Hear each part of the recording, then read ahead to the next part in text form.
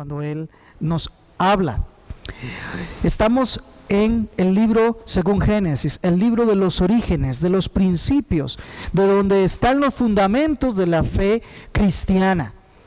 Y en este libro hemos atravesado ya todo el capítulo primero y dimos inicio al capítulo segundo. Hoy nos corresponde del capítulo 2, los versos del 4 hasta el verso 17. El aspecto que vamos a ver hoy, el título del sermón es la creación del varón. Ya habíamos visto hace 2 predicaciones la creación del hombre en términos genéricos. Ahora vamos a ver la creación específicamente del varón, y Dios mediante la semana próxima estaremos viendo la creación de la mujer, que juntos como complemento comprendemos que es el trato de la Escritura en relación con el hombre. La creación del varón descrita por Moisés, que vamos a ver en esta mañana, es una preparación para lo terrible que va a ocurrir en el capítulo 3. De tal manera que hoy vamos a exponernos a la enseñanza que Moisés da en torno a la creación del hombre y todas las condiciones, no solo de él, sino del ambiente donde él se encuentra. Y vamos a ver tal excelencia y exquisitez que resulta completamente lo contrario de lo que va a ocurrir en el capítulo 3. Moisés va a resaltar aquí el esmero con el cual el Creador ha otorgado abundancia de alimento y de satisfacción plena al hombre que ha creado.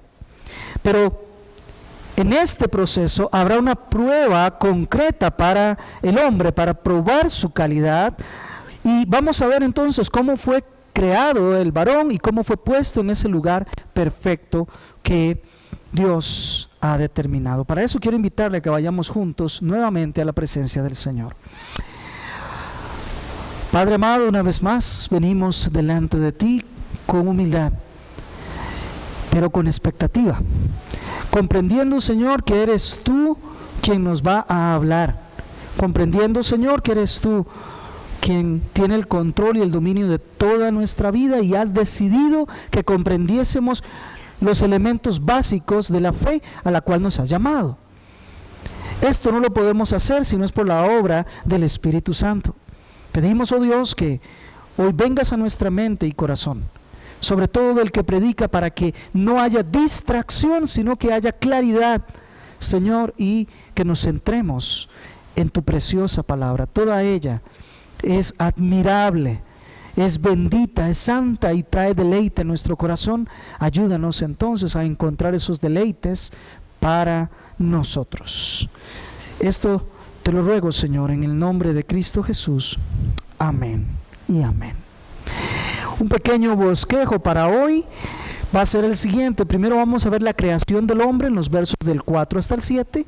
Luego vamos a ver las condiciones del huerto donde el hombre es colocado en los versos del 8 hasta el 14. Y finalmente del verso 15 al 17 vamos a ver la ley que Dios da al hombre. La ley que Dios da al hombre. Posteriormente a esto vamos a tener algunas consideraciones o aplicaciones finales. Muy bien. Comenzamos, voy a leer los versos del 4 al 7, le voy a pedir que por favor usted lo siga conmigo. Dice así: estos son los orígenes de los cielos y de la tierra cuando fueron creados. El día en que el Señor hizo la tierra y los cielos. Y aún no había ningún arbusto del campo en la tierra, ni había aún brotado ninguna planta del campo, porque el Señor Dios no había enviado lluvia sobre la tierra, ni había hombre para labrar la tierra. Pero se levantaba de la tierra un vapor que regaba toda la superficie del suelo. Entonces el Señor Dios formó al hombre del polvo de la tierra y sopló en su nariz el aliento de vida, y fue el hombre un ser viviente. Hay algunos detalles de la creación y particularmente de la creación del hombre que Moisés consideró oportuno por la dirección del Espíritu Santo incluir acá. Algunos sostienen que esta narración del capítulo 2 de la creación Es una narración diferente o distinta del capítulo primero.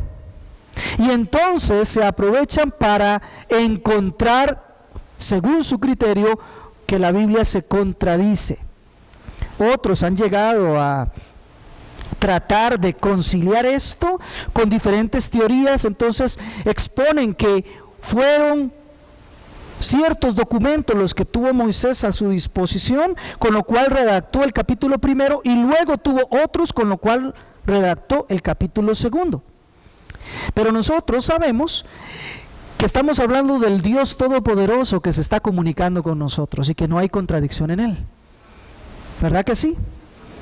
Lo único que queda en evidencia es que lo que hacen es una lectura muy superficial de las Escrituras y no ingresan a lo profundo de lo que el texto nos está diciendo. ¿Qué quiero decir con esto? En el capítulo primero, el autor se centró en la creación de los cielos y la tierra y fue una descripción muy genérica, muy amplia.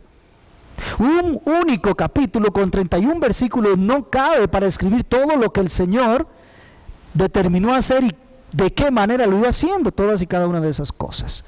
El centro eran los cielos y la tierra, ese era el enfoque, pero en el capítulo 2 ahora el enfoque va a ser el ser humano, la creación del varón y la creación de la mujer y las condiciones que ellos tenían. Por decirlo de alguna manera, en el capítulo primero nosotros tenemos una visión amplia o amplificada.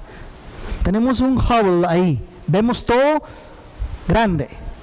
Pero sin embargo, cuando venimos al capítulo 2, ahora tenemos un microscopio y vamos a poner la mirada específicamente en algo puntual que a Dios le interesa que nosotros escuchemos.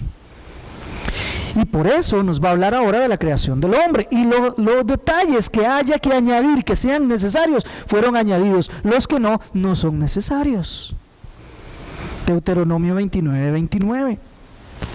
Mire cómo comienza el capítulo 4. El verso 4. Estos son los orígenes de los cielos y la tierra cuando fueron creados. El día en que el Señor hizo los cielos y la tierra. Vea qué genérico que es, qué amplio que es, porque lo que va a hacer es empezar a centrarse. Comienza de lo grande y comienza a centrarse. Cuando dice los orígenes, la palabra que se utiliza ahí en hebreo es la palabra toledot. Y toledot muchas veces se traduce como orígenes, generaciones, descendiente, linaje, historia. De lo que se trata es de contar una historia de los que han sido generados o de los que han sido producidos. ¿Verdad? Eso es de lo que se trata. Y esta palabra toledot es la que hace que el libro de Génesis nosotros lo podamos leer en 11 partes. ¿Recuerdan la primera predicación? Dijimos que el libro de Génesis bien lo podemos leer en 2 partes, del 1 al 11, la historia primitiva, y del 12 al 50, la historia general de la humanidad a partir de un hombre. Pero también dijimos que se podía dividir en 11 porciones y todas ellas a partir de la palabrita toledot. Esta es la historia, estos son los orígenes, estas son las generaciones de algo en particular. Aquí de los cielos y de la tierra. Capítulo 5 nos hablará de Adán y de sus hijos, y así en cada capítulo que aparezca esto nos va a dar una historia de lo que ocurrió. Y aquí nos comunica la historia de los cielos y de la tierra.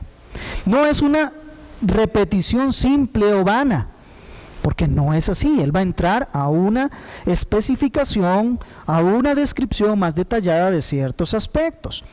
Pero una cosa tiene muy claro el versículo 4. Estos son los orígenes de los cielos y la tierra cuando fueron creados. El universo, los cielos y la tierra tuvieron un origen, no han existido por siempre, no son eternos, fueron creados. Y no solamente que fueron creados, sino ahí nos dice quién los creó. El día en que el Señor Dios hizo la tierra y los cielos. Note un par de cambios que cualquiera diría es como muy sutil, pero realmente no lo es. Primero venía hablando de la tierra y los cielos, la tierra y los cielos, la tierra y los cielos. Se quiere un pequeño cambio. Los cielos y la tierra, los cielos y la tierra, los cielos y la tierra, y ahora hay un pequeño cambio, la tierra y los cielos. El enfoque ahora va a ser la tierra. Ahora va a ser lo que ocurre ahí. Y es de eso que nos va a hablar. Pero además, cuando nos concentramos en eso, nos recordamos que la condición de la tierra era muy particular. Moisés tiene en mente el día número 3, que fue cuando el Señor separó las aguas de abajo y descubrió lo seco y le dijo a la tierra: produzca vegetación. ¿Recuerda eso? Versos del 9 al 13 del capítulo 1. Pasa un momento por ahí y luego Moisés se va hasta el día 6, que es cuando Dios crea al hombre. Así que lo que está haciendo es un repaso. Nos dice cómo creó ese espacio de habitación donde el hombre iba a estar, es decir, la tierra. Y pasa por unos momentos por ahí. Pero hay otro detalle que en nuestro idioma no se nota, pero que en el original hay un cambio enorme, un cambio de sentido. Y particularmente si fueras judío y tuvieses la historia que tenía el pueblo de Israel. Hasta aquí y desde el principio, el nombre que se ha dado para Dios ha sido el nombre de Elohim. Elohim es simplemente el Dios creador, o dicho de otra manera, el Dios omnipotente. Tiene todo poder y autoridad para crear. Y cuando vemos todo el capítulo 1, lo vemos creando. Y en nuestra versión comienza el capítulo 1 diciendo: en el principio creó Dios. Nótese, la palabra Dios es la que se traduce a partir de Elohim. Ok. Pero hay un pequeño cambio aquí. Para nosotros, pero grande, ya digo, para la audiencia original. Dice: el día en que el Señor Dios. Ya no se le llama solamente Dios, ahora se le llama el Señor Dios. ¿Cuál es ese cambio? ¿De qué se trata? Bueno, la palabra Señor, que está acompañando a Dios, es la palabra Jehová o Yahvé o Yahweh, que nosotros muchas veces hemos escuchado del original en hebreo. Entonces, aquí ya no solamente es Elohim, sino que es Jehová o Yahvé Elohim. A Dios ahora y a partir de este momento se le conocerá ya no solamente como el Dios que creó los cielos y la tierra, como el omnipotente, sino ahora también se le va a conocer con el nombre de Yahvé, traducido a nosotros Jehová, por las vocales que se le pusieron provenientes de Adonai. ¿Y qué significa Yahvé? Este será el nombre que Dios le reveló a Moisés cuando él le preguntó y le dijo, allá cuando la zarza ardía, y él se presentó y le dijo: ¿qué nombre les voy a decir a ellos cuando los vaya a sacar? Y él le responde: ¿yo soy quién? Esa traducción es Yahvé o Yahweh. Yo soy el que siempre he sido. Se traduce o se entiende que la idea que está ahí implícita es aquel que siempre ha existido, que no necesita o que no hace depender su existencia de absolutamente nada. Existe por sí mismo. Yo soy el que soy. Es ese Dios que hizo un pacto con el pueblo de Israel. Ellos lo conocían, el pacto. Lo conocían porque ese fue el nombre que Moisés les dijo cuando ellos dijeron: ¿cómo se llama el Dios que nos va a sacar de Egipto? Y él les dijo: es Yahvé, el que es. Y ya ellos habían caminado por el desierto, habían visto proezas y sabían que era Yahvé el que estaba con ellos, y ahora les identifica aquel Dios del primer capítulo, el que es creador de todas las cosas. Es exactamente el mismo Dios que hizo un pacto con ustedes. De tal manera que ahora yo les estoy hablando, diría Moisés, del Dios que ustedes ya conocen. Es el mismo Dios que creó todas las cosas.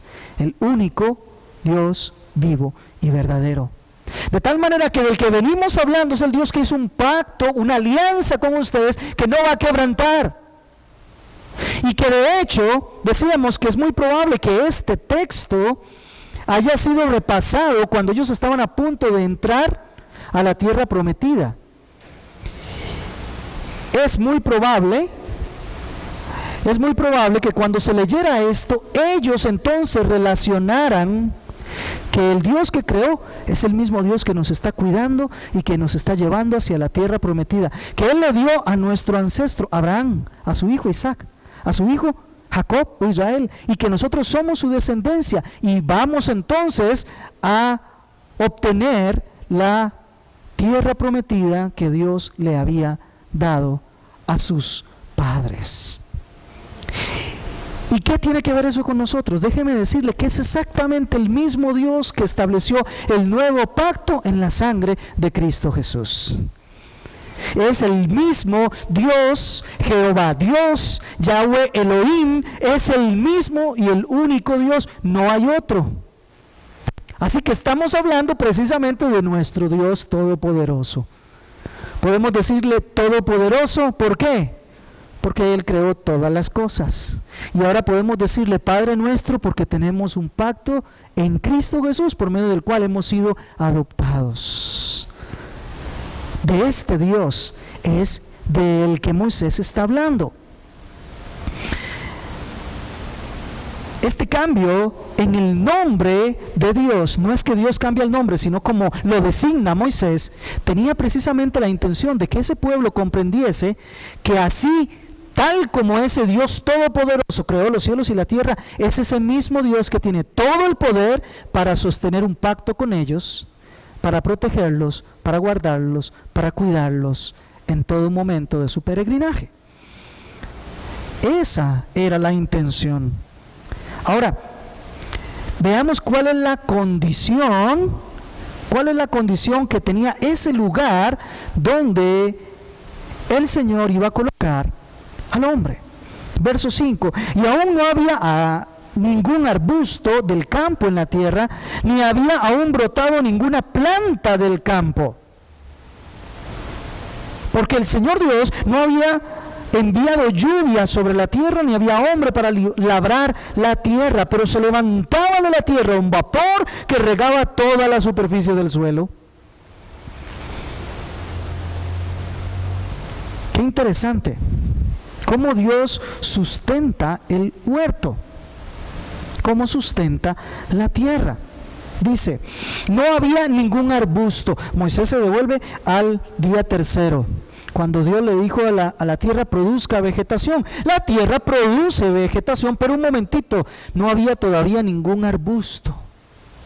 Todavía la tierra no había, las plantas no habían germinado. Todavía no habían producido fruto. Estaba ahí porque Dios le había ordenado, pero no se había reproducido todavía. Imagínense cómo era. No había fructificado la vegetación. Es un proceso posterior que hará que Dios permita la reproducción, que Dios permita el fruto, que Dios permita que germinen. Pero de momento no lo había. Y nos dice el verso 5 cuáles son las razones. Hay dos razones por las cuales todavía no se había producido el fruto. Número 1, Jehová no había enviado lluvia sobre la tierra. Y 2, no había hombre para labrar la tierra. La vegetación había sido creada, pero no había germinado, no había reproducido por esos dos motivos. Los árboles ya estaban ahí, pero todavía no habían empezado a reproducirse, todavía no tenían fruto. Necesitaban la lluvia y necesitaban la intervención de alguien que labrara el huerto. Sin embargo, es interesante, había un vapor que regaba la tierra, pues Dios no había hecho llover. Vean lo que dice el verso número 6. Se levantaba de la tierra un vapor que regaba la superficie del suelo. Es decir, amados hermanos, el ciclo del agua, o el ciclo hidrológico que tanto nosotros conocemos, que la lluvia hace descender el agua y después viene la evaporación y sube y se hacen las nubes, y ese ciclo que conocemos todavía no estaba en operación acá, todavía no estaba lloviendo, de tal manera que el vapor subía. Esto nos hace entender que provenía el agua de las fuentes subterráneas que quedaron abajo. Subía el vapor y de inmediato se condensaba y regaba toda la tierra. El firmamento todavía no tenía nubes. Las nubes estaban sobre la faz de la tierra. Así era en aquel momento.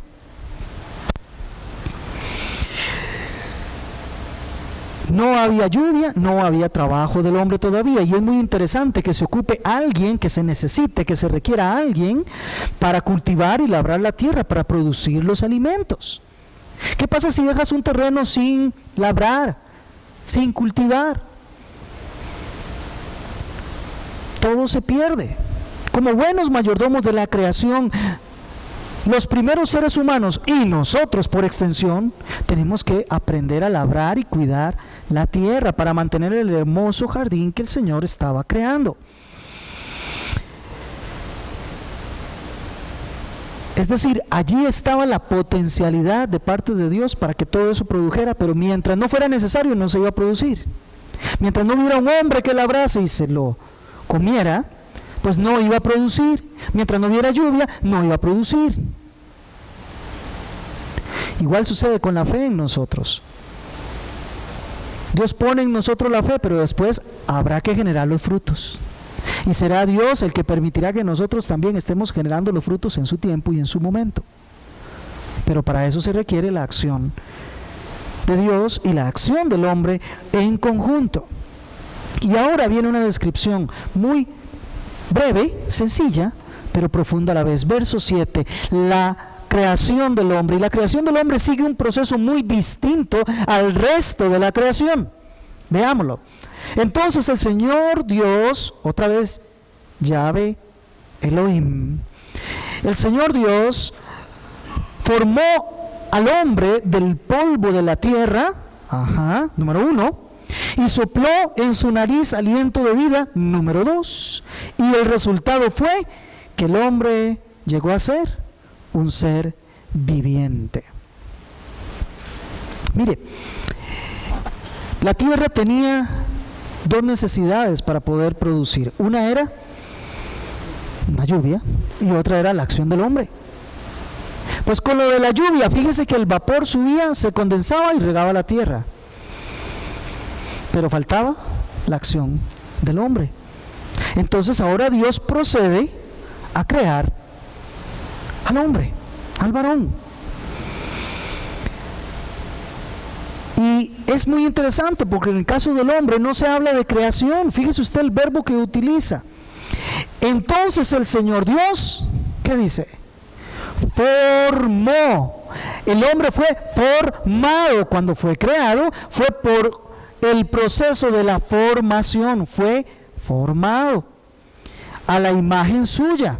Este acto de creación, sí, tiene en el original el concepto de que Dios tomó del polvo de la tierra o del barro de la tierra y con sus manos, como lo hace el alfarero, Él tomó el barro o la arcilla y le dio forma. Qué diferente a hágase, ¿verdad? Es muy diferente a produzca la tierra. Ahora es el Señor formando. Insisto, la idea que está en el original es un alfarero que toma un poco de barro y le da forma como con sus manos. Ahora, esto implica que el hombre tenía un diseño que Dios había determinado que tuviese. Y Él lo diseñó de la manera que lo diseñó: sus brazos, sus piernas, su cabeza. Él diseñó cómo iba a funcionar y su movilidad y todo lo demás. Él lo tenía en diseño y Él lo formó. Claro, esta expresión es un antropoformismo. ¿Qué significa? Bueno, significa que en ocasiones la actividad de Dios tan majestuosa, tan impresionante, tan increíble y tan milagrosa, nosotros no la conocemos y no la comprendemos y nos las explica en términos de Dios. Entonces tiene que explicarla en términos de hombre para que la comprendamos. Ahí es donde encontramos los antropoformismos. Cuando dicen los ojos de Dios están sobre la tierra, pero Dios es espíritu, no tiene ojos. Que Dios abrirá sus oídos, pero Dios es espíritu, no tiene oídos. Que la mano de Jehová no se ha cortado para salvar, pero Dios no tiene manos, Él es un espíritu. Dios no puede formar con sus manos del polvo de la tierra, porque Él no tiene manos, es espíritu. Pero la intención de Dios es que comprendamos que el proceso que Él llevó a cabo fue un proceso donde Él incluyó un diseño, donde Él tomó de lo que había formado y creó un hombre. Esa es la idea de los antropoformismos. No que imaginemos que Dios es un hombre, sino que imaginemos que lo que Él realiza es muy similar a las actividades que a nosotros nos son corrientes. Y el hombre es creado entonces con una misión y propósito. Fíjese que todavía no se había cultivado la tierra, entonces Dios crea al hombre para cultivar la tierra. Ya el hombre es con un diseño, incluso con un propósito. Así lo hace Dios desde el principio. Y lo forma, ya lo decíamos, con una parte material, cuerpo. El cuerpo fue tomado de la tierra, del polvo de la tierra. Fue hecho, por decirlo de alguna manera, de barro. Y si fuese solo el cuerpo, no tiene ningún valor. No tiene ningún valor. Es simplemente polvo de la tierra. Esto es suficiente para que nosotros comprendamos que a veces nos estamos sobreexaltando cuando realmente no somos más que polvo de la tierra. A veces creemos ser más de lo que realmente somos. Pero a la vez también encontramos que es distinto del resto de la creación porque Dios lo hizo con un diseño que fuese conforme a su imagen y con un propósito que Él tenía. Es decir, por decirlo de otra manera, el hombre es una obra de arte realizada por Dios, aunque su material es polvo de la tierra. ¿Y dónde está la dignidad del hombre? En la segunda parte. ¿Por qué? Porque la parte inmaterial es la que le da valor. Vea lo que dice el verso 7. Entonces el Señor Dios formó al hombre del polvo de la tierra y 2, sopló en su nariz aliento de vida. Esta es la parte inmaterial. La parte material es un cuerpo tomado del polvo de la tierra. Por cierto, al polvo volveremos. Pero la parte inmaterial es lo que Dios hace una vez que ha diseñado y una vez que tiene ese cuerpo ahí sin vida, inanimado, hace algo impresionante. Se acerca a su nariz y sopla aliento de vida. Le entrega algo de él que nada en la naturaleza antes había tenido ni nada va a tener después. Es un favor especial y en su nariz muy cercano es Dios supervisando y actuando de manera directa para que el hombre entienda cuál es la comunión que debe de tener con Dios tan cercana como ese aliento que recibe justamente en su nariz. ¿Verdad? Gloria sea nuestro Dios que nos trata de esa manera. Esto se refiere al espíritu de vida, por supuesto. Así dice el texto, fue el hombre un ser viviente. El original fue el hombre alma viviente. Es decir, fue el hombre una persona a partir de que aquel barro fue unido al soplo de Dios. Y el hombre queda así como perteneciente y en deuda con ambos. En deuda con la tierra porque su cuerpo lo toma de ahí, pero en deuda con Dios, porque su vida provino de ahí. Esto es lo que le da al hombre su dignidad y el más alto rango como ser viviente. Mire, los animales también tienen vida, pero ninguno de ellos es alma viviente, ninguno de ellos es persona, ninguno de ellos es a imagen y semejanza de Dios, ninguno de ellos mantiene la dignidad que tiene el ser humano. Y si bien el cuerpo o el polvo de la tierra le hace recordar al ser humano que no tiene mucho valor, el espíritu de vida que le acompaña le hace comprender que al ser imagen de Dios, le representa en la tierra y es corona de la creación. Es corona de la creación. ¿Y cuál es el resultado de esta obra? Bueno, el hombre vino a ser nefesh, un alma viviente. Resulta que el cuerpo volverá al polvo de la tierra después de algunos pasajes. Pero el alma permanecerá eterna, no acabará. Así es como el hombre llegó a ser persona y de ahí deviene su dignidad. El original tiene un juego de palabras interesante porque dice que Adán proviene de Adamá. Adamá es tierra, polvo, arcilla. Entonces toma su nombre incluso también de la formación de la tierra. Es interesante esto para que el hombre comprenda que no debe exaltarse más allá. Ya vimos cómo Dios crea al hombre. Ahora vamos a pasar al segundo plano, las condiciones del huerto para este hombre, versos del 8 al 14. Lea conmigo, por favor, usted sigue con su vista. Y plantó el Señor Dios un huerto hacia el oriente en Edén, y puso allí al hombre que había formado. Y el Señor Dios hizo brotar de la tierra todo árbol agradable a la vista y bueno para comer. Asimismo, en medio del huerto, el árbol de la vida y el árbol del conocimiento del bien y del mal. Y del Edén salió un río para regar el huerto, que se dividía y se convertía en otros 4 ríos. Y el nombre del primero es Pisón. Este es el que rodea toda la tierra de Ávila, donde hay oro. El oro de aquella tierra es bueno. Allí hay bedelio y ónice. Y el nombre del segundo río es Gión. Este es el que rodea la tierra de Cus. Y el nombre del tercer río es Tigris. Este es el que corre al oriente de Asiria. Y el cuarto río es el Éufrates. ¡Qué descripción más impresionante! Ya nos describió cómo Dios hizo al hombre. Por cierto, se dio cuenta que el hombre solamente está hecho de una porción material y otra inmaterial. Así que el hombre solamente tiene 2 componentes: lo material, lo inmaterial, el cuerpo y el alma, no 3 como algunos piensan. Cuando queremos saber de qué está compuesto algo, ¿qué es lo que hacemos? Vamos a la fábrica para ver cómo es que lo hacen y así sabemos cuáles son.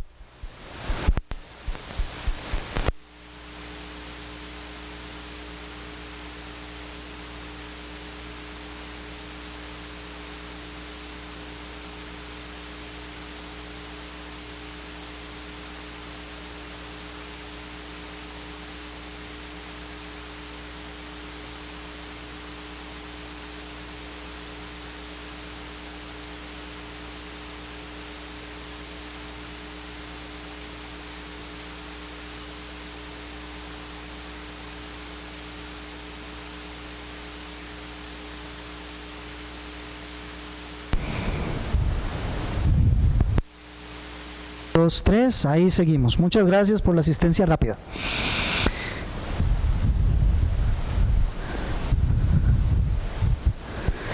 Decíamos, cuando queremos saber qué compone algo, pues simplemente vamos a la fábrica y vamos a ver qué le pusieron. Y aquí nos dice que el Señor, cuando hizo al hombre, cuando formó al hombre, tomó polvo de la tierra, lo formó y después sopló su aliento de vida. 2 componentes, nada más. Es todo, lo material y lo inmaterial. Es cierto que la Escritura muchas veces nos narra el ser del hombre, el espíritu del hombre, el alma del hombre. Todo eso se refiere a la parte inmaterial. y lo otro lo físico. 2 porciones, 2 partes nada más. Ahora, entrando a la otra parte, el Señor hace una pausa en relación con el hombre, ya sabemos cómo lo hizo, y ahora el lugar donde lo va a poner. No es que lo va a poner en cualquier parte de la tierra, sino que dice el verso 8, y plantó el Señor un huerto. Otra vez un antropoformismo, no es que Dios se fue con sus manos y empezó a sacar tierra y plantó, no, vamos a ver, entendamos, ¿verdad? Plantó Dios un huerto en Edén hacia el oriente, es decir, hacia el este. El hecho de que nos diga que plantó un huerto hacia el oriente en Edén nos hace entender que había una región que era el Edén. Y dentro de esa región de Edén, hacia el oriente de esa región, el Señor plantó un huerto. ¿Sí? No es lo mismo Edén y el huerto. Edén es mucho más grande, es la región donde el huerto estaba. ¿Ok? Y aquí lo describe Moisés dando algunos detalles incluso geográficos para que los lectores de su texto y los que escuchaban en ese momento, la primera audiencia, supieran dónde era esa ubicación. Por esto implica que es una evidencia de una narrativa histórica. Esto no es un mito, esto no es una leyenda, esto no es un invento, esto no son símbolos, esto no es una metáfora, esto es algo real y que se puede verificar a través de la descripción. Y mire qué descripción, la descripción es de un lugar precioso, precioso, verso 9. El Señor hizo brotar de la tierra todo árbol agradable a la vista y bueno para comer. Es un lugar en donde hay todo tipo de árboles que el Señor hizo brotar. Y también leemos que había un río que regaba todo ese jardín, que se dividía luego en 4, y esos 4 ríos terminaban de regar todo ese lugar. Ahora sí hablamos de que brota, ahora sí hablamos de que germina, ahora sí hablamos de que hay fruto. Es en ese lugar donde será colocado el hombre. Es un lugar feliz, es un lugar dichoso, es un jardín propiamente, como nos dice la palabra directamente. Plantó un huerto o un jardín. Edén, por cierto, significa lugar de muchas aguas. Y es interesante que la Biblia comienza con un jardín y termina en Apocalipsis 21 y 22 con una ciudad jardín, donde nos volvemos a encontrar el árbol, donde nos volvemos a encontrar el río, donde nos volvemos a encontrar todos los árboles fructificando. Y es curioso, en capítulo 21 y 22 de Apocalipsis, al igual que aquí, no había presencia del pecado.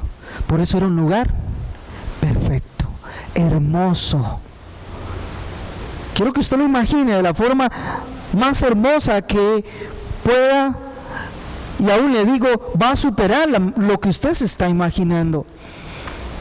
Vea lo que dice: todo árbol, verso 9, agradable a la vista y bueno para comer. No solamente eran frutas que eran deliciosas, que hacían bien al cuerpo, sino que eran frutas lindas. Era agradable a la vista, se veían preciosas, y ahí había todo tipo de árboles. Es interesante, uno de los comentaristas que leí decía: la Biblia empieza con un jardín y termina con otro jardín. ¿Y qué permitió ese cambio? Un tercer jardín, el de Getsemaní, en donde el perfecto Hijo de Dios determinó someterse a la voluntad del Padre, contrario a lo que había hecho el primer ser humano. Y por morir por nuestros pecados, entonces hay acceso al nuevo jardín. Bendito Dios por esta referencia. Plantó el Señor un lugar con abundantes riquezas y recursos para el hombre, con gran belleza. Los árboles eran bonitos y era deleitoso comer todo ese tipo de frutas. Además, déjeme decirle que era un lugar elegante y con mucha riqueza. Verso 11 dice de la siguiente manera: hablando del río Pisón, este es el que rodea toda la tierra de Ávila, donde hay oro, y el oro de aquella tierra es bueno. Y además hay bedelio, una resina aromática que se utiliza sobre todo en farmacia, en algunos medicamentos antiespasmódicos. Pero hay ónice, que es un tipo de ágata que se utiliza para hacer relieves en ella, y así hacen los artífices ciertas imagencitas ahí. Había gran riqueza, había abundancia, todo era perfecto. Era un lugar que estaba regado por un río que luego se dividía en 4 y garantizaba que todo el huerto estuviese siempre fértil. Ahí el hombre tenía todo lo que necesitaba. De hecho, a esto se le llama el paraíso. Una palabra que así pasa al castellano, proveniente muy probablemente de una raíz persa que implicaba el parque de los reyes. Era muy usual que los reyes babilónicos plantaran jardines donde hubiera multiplicidad de frutos, para que el rey, cuando quería descansar y reposar, pudiera ir a aquel lugar y tomar los frutos que quisiera y sentirse en paz. Bueno, este es el paraíso que Dios había plantado para colocar ahí al hombre. Déjenme decirle algo, la ubicación de este lugar no es posible el día de hoy. Solo sabemos que está al oriente de Edén. Ahora, yo quiero que veamos, y aquí nos preparamos unas imágenes para ver qué tanto nos pueda funcionar. Vamos un poquito allá, vamos otro poco acá, quizás aquí está un poquito más amplio. Esto es el Golfo Pérsico. Esto es el mar Mediterráneo. Ok, acá está Jericó y por acá está Jerusalén. Muy bien. Esta es la Mesopotamia. Palabra Mesopotamia significa entre ríos. Y justo ahí corren 2 ríos que hoy son conocidos. El Éufrates, proviene de arriba, y el Tigris, proviene de arriba. Qué lástima que es tan pequeño pero aquí está subrayado que está más en color, ¿qué podemos? Celeste azul, es el Éufrates. Mire, viene desde Armenia, pasa por Turquía, sigue por Siria, Irak y termina en el Golfo Pérsico. Este es el que hoy se conoce como el río Éufrates. Aquí lo vemos otra vez, la misma imagen, tomé varias, aquí está la Palestina otra vez, aquí está el desierto de Arabia, Egipto, y aquí está el Golfo Pérsico, el Tigris y el Éufrates. Tomé varias imágenes para que tuviéramos una idea. Sabemos dónde hay ubicado un Tigris y un Éufrates, pero no sabemos dónde están ubicados un Pisón y Gión, que son los otros 2 ríos. Nos describe el texto que el río proviene de Edén y entra al huerto, y ahí se divide en 4 ríos. De 2 no tenemos la más mínima idea de dónde están. Y de todas maneras, el Tigris y el Éufrates, cuando los quieres reunir para ver si nacen de un mismo lugar, los 2 se distancian y se pierden. No es posible ubicarlo, excepto que ahí en Asiria están esos 2 ríos. Pero la ciudad de Ávila, en aquella que hay oro y bedelio y ónice, no sabemos cuál es. Y la ciudad de Cus, que también se menciona ahí, que rodea Gión, el río Gión, tampoco sabemos. Así que, hermanos, conclusión, no podemos ubicar dónde es que está el Edén, ni menos el huerto del Edén, para que lo sepan. Por otro lado, el diluvio universal cambió un poco la geografía de toda la tierra.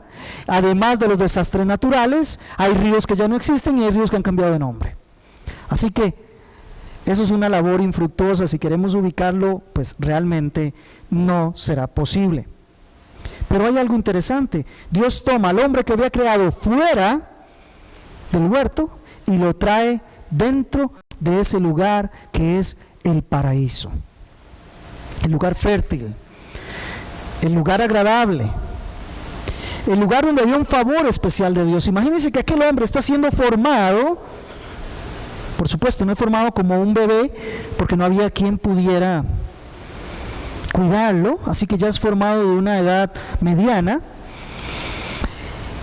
Y cuando toma conciencia por primera vez, sabe que es un ser creado, tiene comunión con Dios y además vuelve a ver todo lo que tiene alrededor y ve que Dios es bueno y bueno en gran manera, porque le ha dado un huerto con abundancia de frutas, con agua, un lugar precioso, una habitación que tiene por techo el cielo, que tiene por piso la tierra, que tiene por sombra la sombra de los árboles, y cuyo alimento era nada más de extender la mano y comer de todo tipo de árbol, que además de ser agradable a la vista, era bueno para comer.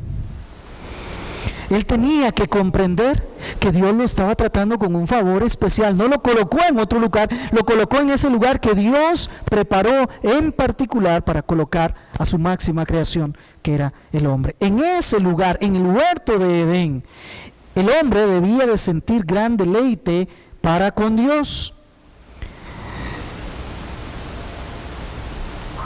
Y por cierto, hablando de los árboles, hay una descripción de los árboles y hay 3 tipos de árboles. Vean el verso 9. El Señor Dios hizo brotar en la tierra todo árbol agradable a la vista y bueno para comer. Asimismo, el árbol de la vida y el árbol del conocimiento del bien y del mal. El primer grupo es los árboles frutales, deleitosos y agradables. Todo lo que te puedas imaginar de los árboles sabrosos, ahí estaba la vegetación, las plantas, todo era hermoso, precioso ese lugar. Estos árboles le daban tanta satisfacción al hombre que iba a quedar muy en claro la avaricia al querer desear más de lo que ya tenía, si tenía todo en abundancia. Y garantizado de que iba a seguir produciendo, pues había un río que entraba y se dividía en 4 ríos y haría que aquello fuera productivo. Pero además de esos árboles, estaba el árbol de la vida. El árbol de la vida es llamado así por su efecto. Por su efecto y por la relación que tendría con el hombre. No porque el fruto de ese árbol concediera la vida. Otra vez. Por el efecto que producía en relación con el hombre, este árbol es que es llamado el árbol de la vida. Cuando el hombre extendiese la mano y comiera del árbol de la vida, tendría entonces vida eterna y no iba a morir. Cuando el hombre comiera de este árbol, implicaba que el hombre comprendía que Dios era el que le había proporcionado todo lo que él tenía. Por eso el árbol estaba colocado, como nos dice el texto, en el centro del huerto, con un fruto que en sí mismo el fruto no producía nada, sino que era la prueba específicamente para el hombre, a ver si iba a confiar en la abundancia, prosperidad y riqueza que Dios le había dejado y le había proporcionado en ese lugar. Era en relación con Dios que la prueba se daba a partir de este árbol de la vida, y era un símbolo, era un monumento de haber recibido todo de Dios. Y como nos dice de pronto Calvino, no son pocas las oportunidades cuando Dios nos da a nosotros símbolos o muestras externas de algo que tenemos que tener seguridad dentro de nosotros. Por ejemplo, cuando vemos el arco iris, ¿qué vemos? ¿Qué nos recuerda? Eso. Para nosotros es eso. No es que el arco iris por sí mismo va a impedir que Dios, no es el arco iris, es lo que simboliza. El árbol de la vida no es el árbol en sí mismo, no es el fruto en sí mismo, es lo que simboliza. Simbolizaba que al comer de ese árbol mantendría una comunión plena con Dios en dependencia absoluta y total de Él y nunca independiente de Él, manteniéndose bajo sus reglas, manteniéndose bajo lo que Él le había proporcionado. Y eso significaba la vida eterna.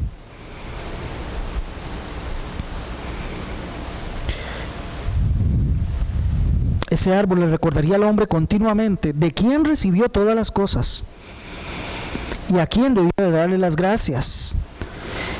Comer de ese fruto implicaba que el hombre iba a tener una plena confianza en que Dios iba a sustentar su vida siempre, porque ese es el árbol que Él me dijo que comiera para que yo tuviese vida. Y no es que el fruto tuviese algo en particular, es que al comerlo mostraba que yo decía, bueno, confío plenamente, creo a Dios lo que me dice y por eso como del árbol, para que Él me sostenga la vida para siempre. Ese árbol sabemos que representa a nuestro Señor Jesucristo. Hechos capítulo 17, verso 28 nos dice, porque en Él vivimos, nos movemos y somos. Es a partir de Él, es a partir de Cristo. Y ahora déjeme decirle algo, si Adán, siendo recto, justo y bueno, necesitó un recordatorio para no alejarse de la gracia divina, ¿cuánto más nosotros? Necesitamos ese recordatorio. El árbol es figura de Cristo, en Él estaba la vida, nos dice Juan capítulo 1, versos del 1 al 3. Es Cristo el que está siendo representado, en Él está la vida, y si no estamos en Cristo, estamos muertos. No era así como estábamos, muertos en nuestros delitos y pecados cuando Él nos alcanzó.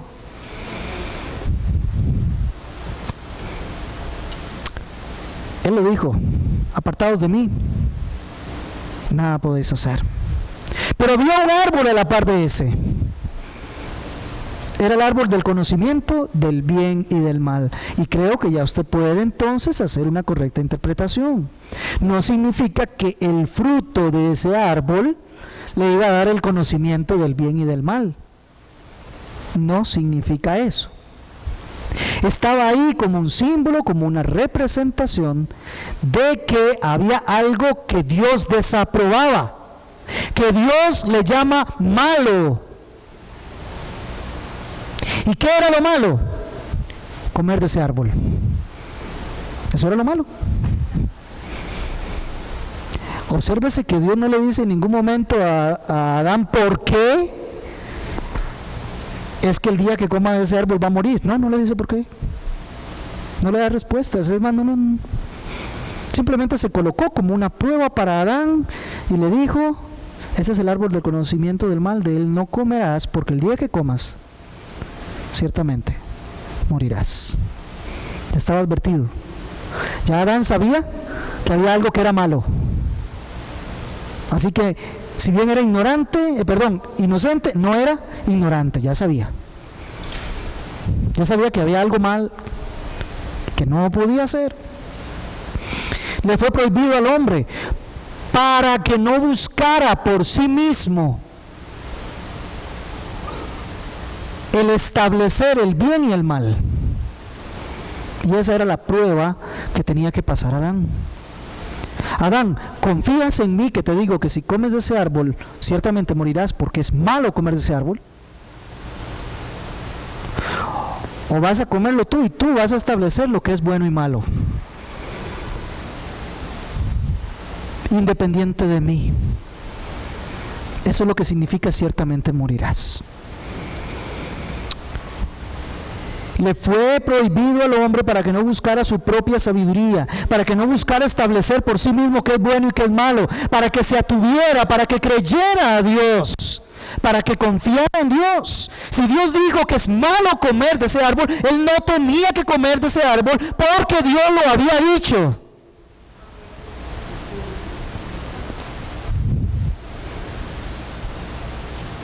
A veces a los jóvenes les gusta preguntar, ¿y por qué es malo? ¿Y por qué? ¿Y por qué? A veces hemos tenido que darle explicaciones, ¿verdad? Pero llega un momento donde uno dice, ya, sencillamente yo soy la autoridad, punto. Y se trata de confiar en lo que Dios ha dicho. Lo contrario es dudar de lo que Dios dijo. ¿Será cierto que es tan malo comer de ese árbol? Y viene alguien y le dice, no, no es cierto, lo que pasa es que si come, el Señor sabe que usted va a convertirse como Él, y en saber usted por usted mismo qué es lo bueno y lo malo, y se independiza de Él, y Él no quiere eso. Ya veremos eso con calma, pero aquí estaba la prueba.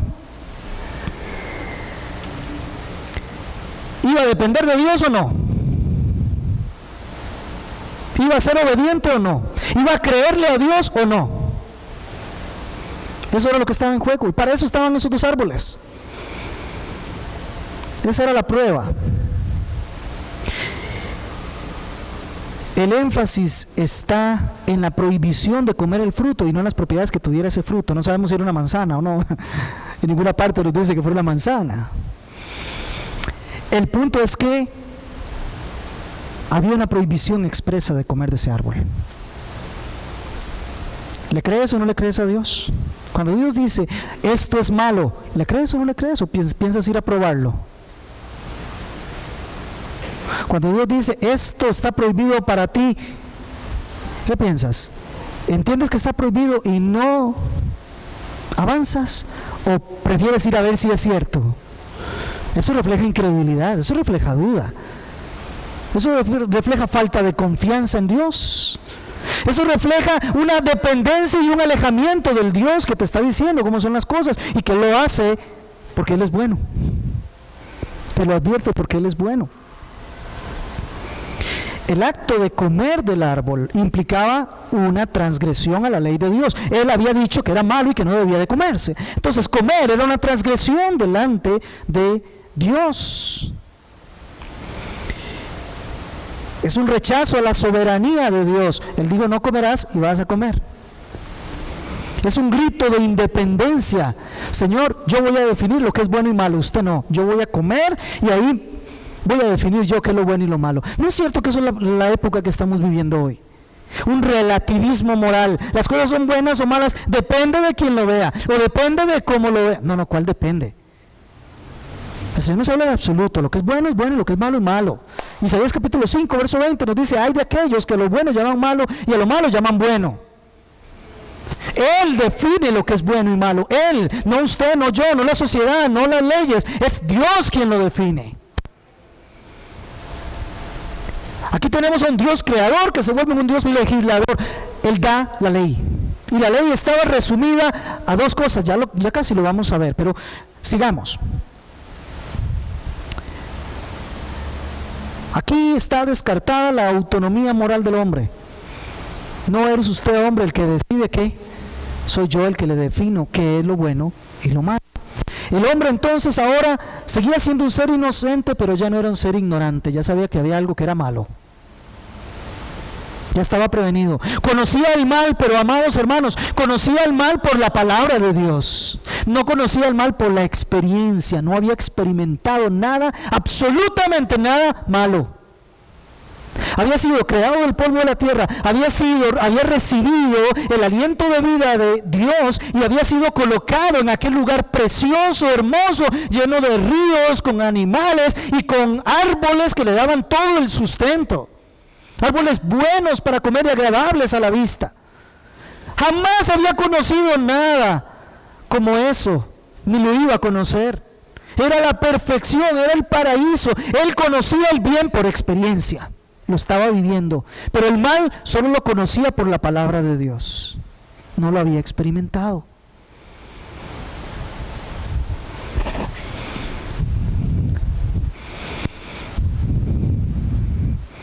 En caso de que coma del árbol, ¿va a experimentar el mal? ¿O va a conocer el mal por experiencia propia?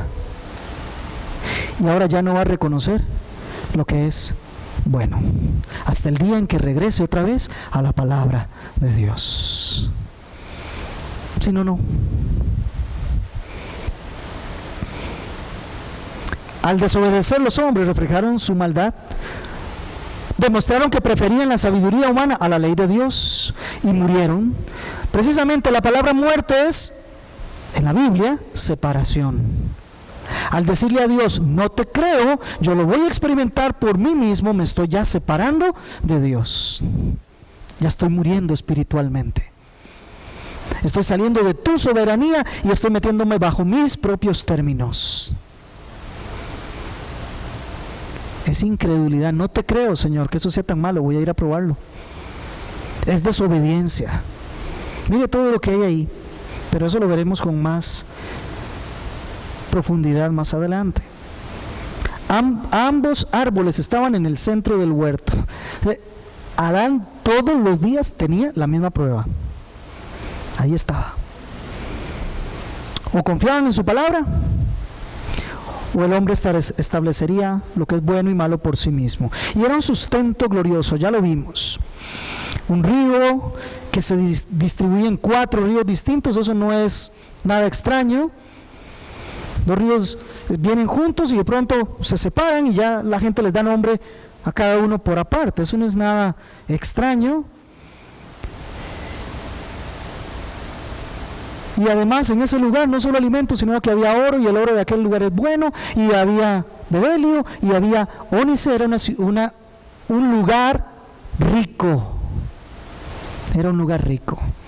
Había riqueza en todo sentido. Ese es el estado del hombre delante de Dios cuando el pecado no está presente. Ese es el reposo de Dios. Allí es donde el Señor lo invitó a estar con Él. Pero veamos, quiero terminar con versos del 15 al 17. Entonces el Señor Dios tomó al hombre y lo puso en el huerto de Edén para que lo cuidara y lo labrara, y ordenó el Señor Dios al hombre diciendo: de todo árbol del huerto podrás comer, pero del árbol del conocimiento del bien y del mal no comerás, porque el día que de él comas, ciertamente morirás. Dios invita al hombre al huerto que él creó, que él plantó. Ahí lo puso. Recuerden, el hombre fue creado fuera del huerto y fue traído ahí, a ese lugar maravilloso. Y ya venía con un propósito.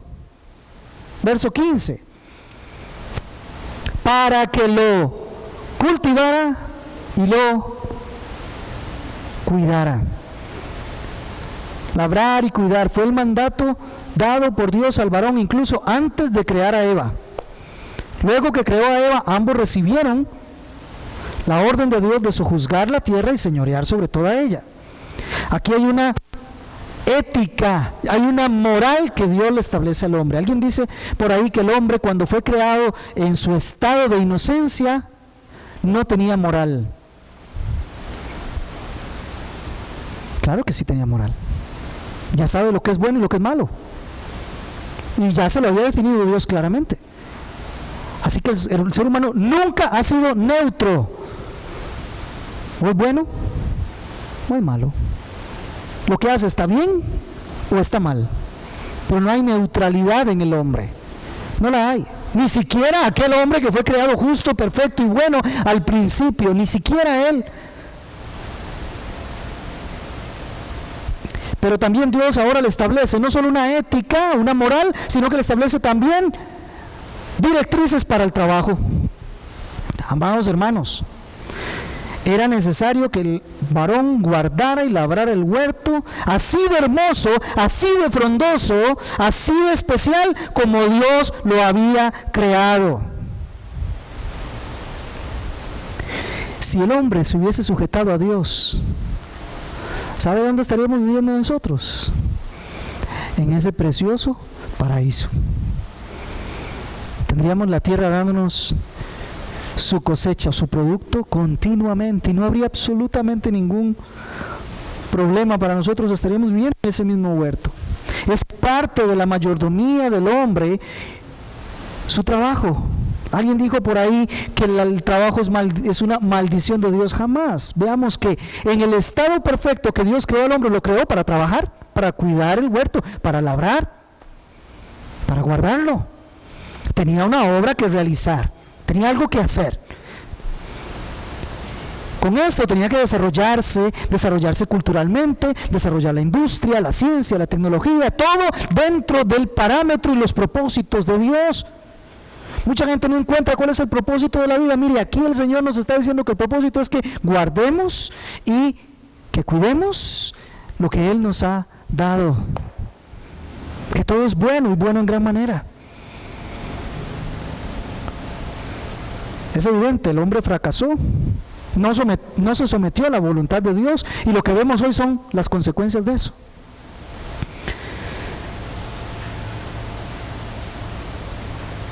Y además el verso 16, y ordenó el Señor Dios al hombre, y le da órdenes al hombre. Dios se vuelve el legislador. ¿Por qué? Porque fue el que creó, es suyo el huerto. Incluso el hombre es también de Dios. Así que como gran creador y dueño de todo, tiene todo el derecho a darle órdenes al hombre, y el hombre tiene la obligación de seguirlos.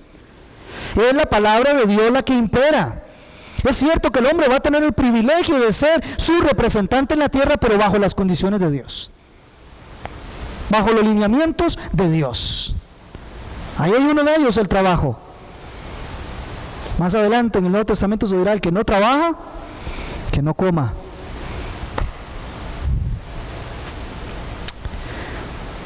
Pero todo gran privilegio tiene sus responsabilidades. Le iba a representar en la tierra, pero tenía que cuidar lo que Dios había creado. Qué interesante. Fue Dios el que plantó el huerto. Fue Dios el que lo puso a producir. Fue Dios el que le proveyó el agua. El hombre lo que tenía que hacer era simplemente cuidar y guardar lo que ahí estaba. Y le da dos órdenes. Una orden de manera positiva y una orden de manera negativa. La orden de manera positiva está en el verso 16. Dice: de todo árbol del huerto podrás comer. Qué increíble. La primera orden que quedó registrada para los hombres es una orden positiva, es una bendición. Coman de todo árbol de la tierra. Ahí va a estar el sustento. Cómanlo, aprovechen, deleítense, queden satisfechos. Es un mandato. Y observe que le dice: de todo árbol. Le pondrá solo una excepción ahora, pero después de esa excepción puede comer de todo árbol. En el centro del huerto habían dos árboles: el árbol de la vida y el árbol del conocimiento del bien y del mal. Incluso podía comer del árbol de la vida perfectamente, lo mismo que todo el resto de los demás árboles y su fruto. Pero había uno que no. Estos árboles, como ya decíamos, reflejaban la relación de Dios con el hombre en cuanto a si le creía o no le creía, si le obedecía o no le obedecía, si se sometía o no se sometía. Comiendo del árbol de la vida, se hubiese mantenido eternamente. Los demás árboles le daban para su cuerpo, pero este le daba para su vida interior, para su eternidad, para su vida espiritual. Y podía comerlo. El Señor no se lo prohibió. Si lo hubiera comido, hubiese sido entonces que él se sometía a la bendición de estar bajo las órdenes de Dios y seguiría en el estado perfecto que estaba ahí.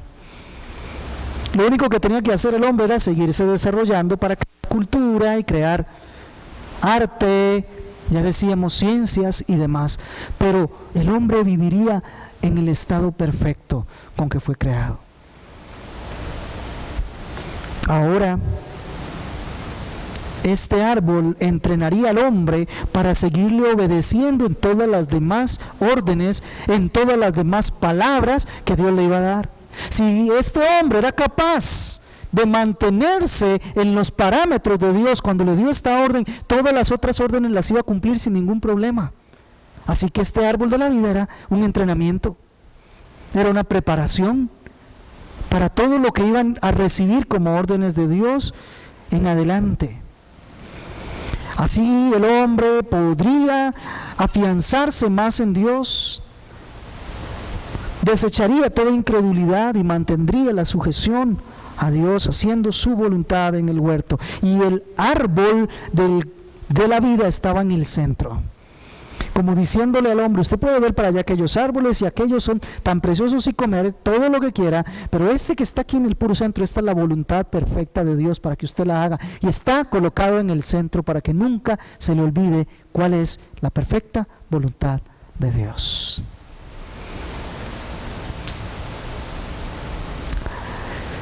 Pero ahora le da una ley en negativo, verso 17. Pero del árbol del conocimiento del bien y del mal no comerás, porque el día que de él comas, ciertamente morirás. Dios le señala al hombre un único árbol, el cual no debía comer. Uno nada más. A la par del árbol de la vida. ¿Sabe? A nosotros nos pasa lo mismo. En nuestra vida sabemos cuál es la voluntad de Dios, y cualquier otra cosa a la par de eso es desobediencia. Cualquier otro camino que tomemos es incredulidad.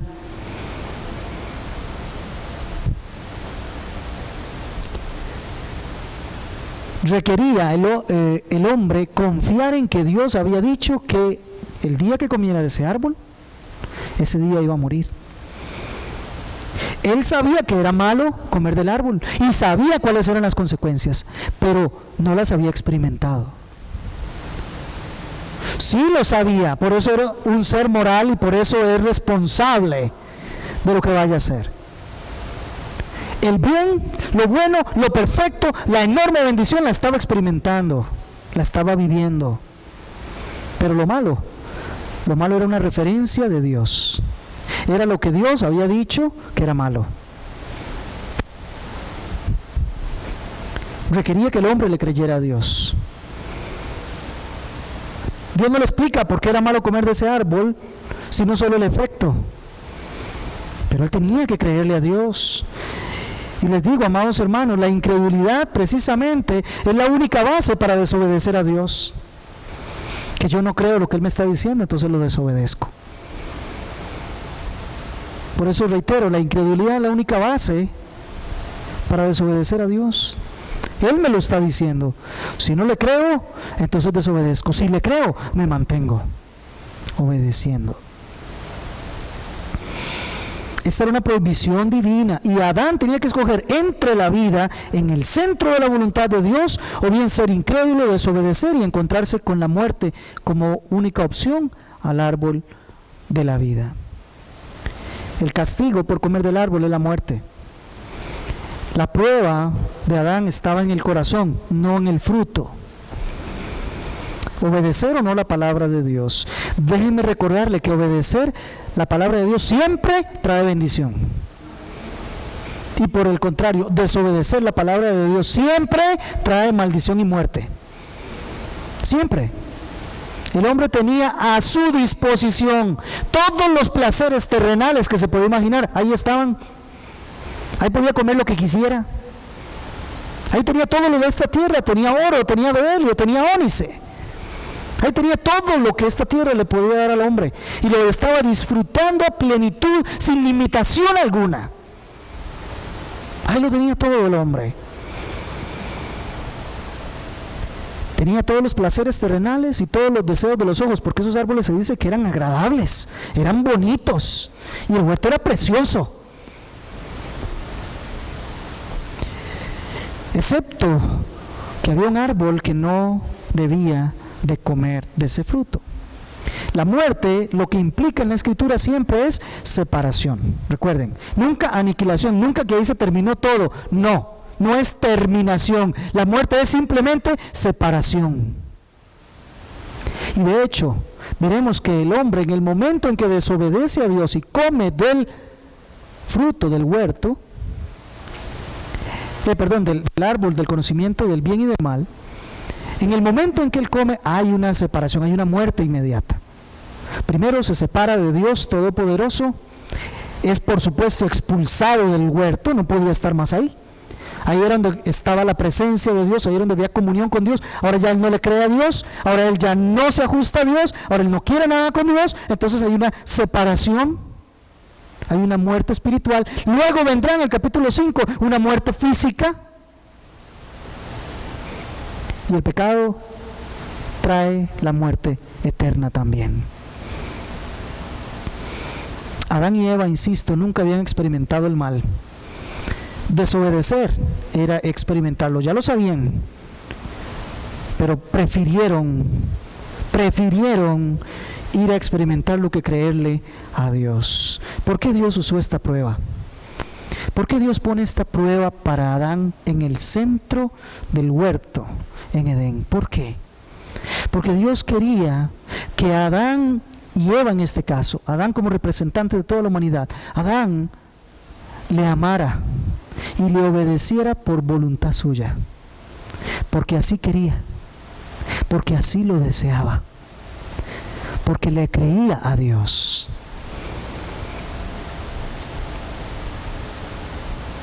Es cierto que darle a escoger a Adán era un riesgo. El hombre podía escoger lo contrario, así que era riesgoso, sí, pero así aprendería el hombre a cómo se maneja ese tipo de libertad. La libertad no se trata de hacer lo que yo quiera. La libertad se trata de hacer lo que debo hacer. Otra vez, la libertad no es hacer lo que yo quiera, sino que la libertad es hacer lo que debo hacer.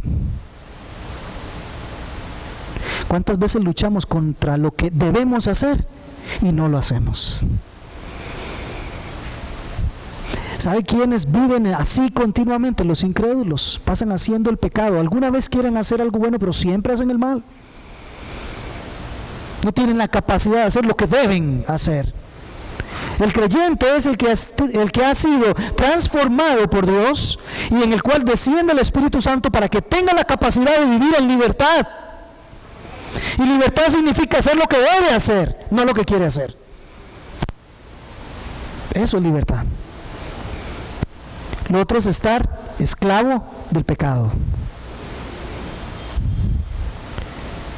1, 2, 3, 4 enseñanzas para nosotros.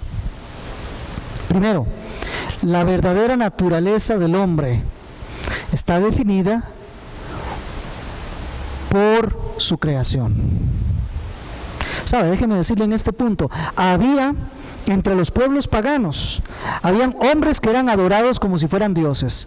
El faraón en Egipto, incluso César pedía que se le llamara Dios y se le honrara como Dios, y mucha gente lo hacía, endiosando al hombre. Bueno, déjenme decirle que el hombre es polvo de la tierra. No tiene con qué ensalzarse. No es un Dios. Por otro lado, había otras naciones de la tierra que practicaban la esclavitud, que vendían a los hombres, que los usaban como objeto, que los explotaban laboralmente, que los trataban a veces peor que a los animales o que a las cosas. Aquí déjeme decirle que el hombre tiene la dignidad de ser hecho a imagen y semejanza de Dios. Tiene un valor por encima de las demás cosas que Dios creó, o de los demás seres que Dios creó. Así que el hombre debe tratarse con dignidad, con igualdad.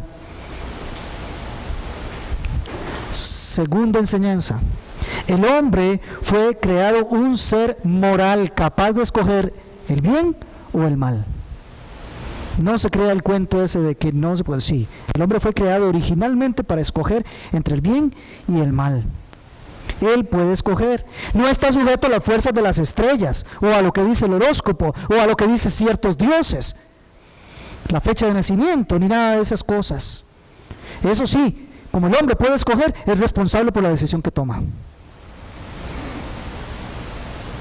Es responsable. Si escoge el bien, será bendecido. Si escoge el mal, será castigado. No es el hombre quien establece el estándar de lo que es bueno y lo que es malo. Es Dios el que lo establece. Tercero, labrar y cuidar el huerto sigue vigente.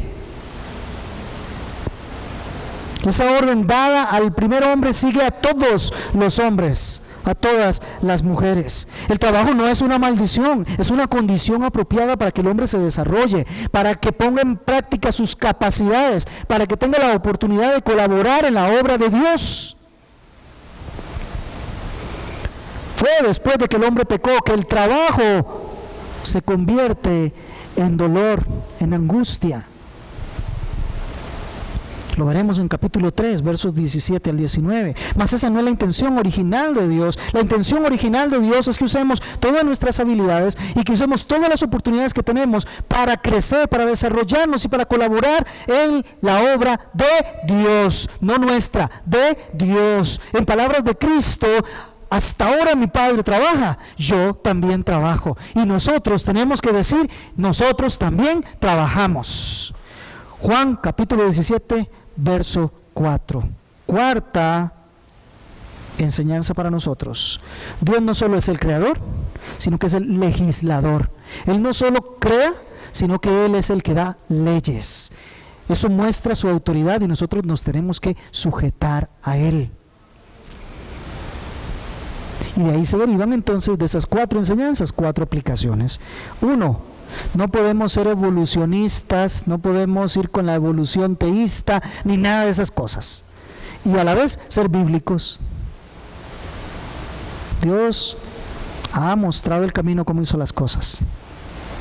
¿Sabe qué dicen los evolucionistas? Que todos los seres que tienen vida vienen de un ancestro común, que unos homínidos que se sumaron a otros y se fueron eligiendo cuáles eran los mejores para ir creando y a ver si en algún momento aparece el ser humano, por puras casualidades de esos procesos de mutaciones genéticas.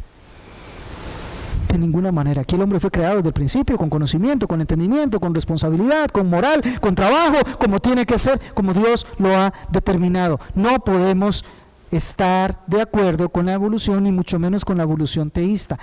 Segundo, tampoco puedes estar de acuerdo con los relativistas morales.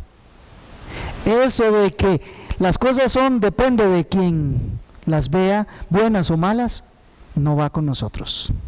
El verdadero cristiano, el verdadero creyente, el creyente bíblico le llama bueno a lo que Dios llama bueno y le llama malo a lo que Dios llama malo. Lo que es pecado y es Dios quien lo define, no hay ningún relativismo, es absoluto lo que Dios nos dice. Tercero, debemos humillarnos ante Dios y debemos obedecerle. ¿Qué historia más distinta hubiera sido si obedeciera, si Adán hubiese obedecido, si le hubiera creído a Dios? Debemos humillarnos, no seamos como Adán, pretendiendo nosotros definir el bien y el mal, queriendo experimentar el mal nosotros. Cuando Dios dice que algo es malo, que algo es pecado, así es. Y por último, el pecado trae consecuencias devastadoras. No solo afectó a Adán, a Eva, a la tierra, sino a toda su descendencia también, donde estamos incluidos usted y yo. El pecado es gravísimo y no lo tolera el Señor ni en lo más mínimo. La prueba fue un árbol al que se le designó al hombre: no coma. No porque el árbol tuviera algún problema, no, simplemente porque había una prueba. ¿Me obedeces o no me obedeces? Lo mismo nosotros tenemos enfrente. El Señor nos llama a que seamos obedientes a Él, a que nos humillemos ante su presencia y a que vivamos bajo sus mandamientos. ¿Qué decisión tú vas a tomar? Serás responsable por ello. Inclinemos nuestros rostros, cerremos nuestros ojos, hermanos. Vamos a orar. Oh Padre, Padre eterno, fuimos creados porque tú nos hiciste. Y somos regidos por tu ley. Perdónanos por tanta incredulidad. Perdónanos por pretender ser nosotros el estándar de lo que es bueno y malo. Perdónanos porque vemos que es cierto, tú nos has dado tantas cosas, hay tanta abundancia a nuestro alrededor: alimento, abrigo, techo. Aun cuando incluso no hemos tenido trabajo, Señor, tú nos alimentas. Tal como así es con Adán.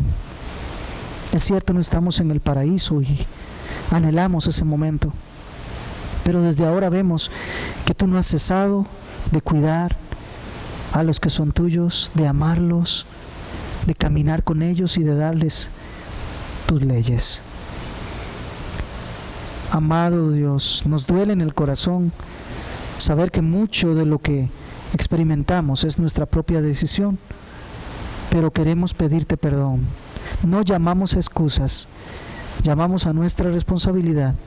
Te pedimos perdón y te rogamos que nos des la fuerza de tu Espíritu Santo para obedecerte en esta semana que inicia, para creerte en todo lo que tú nos hablas, para no buscar experimentar el mal y quedarnos con lo que tú nos has dicho. Te pedimos que nos des eso.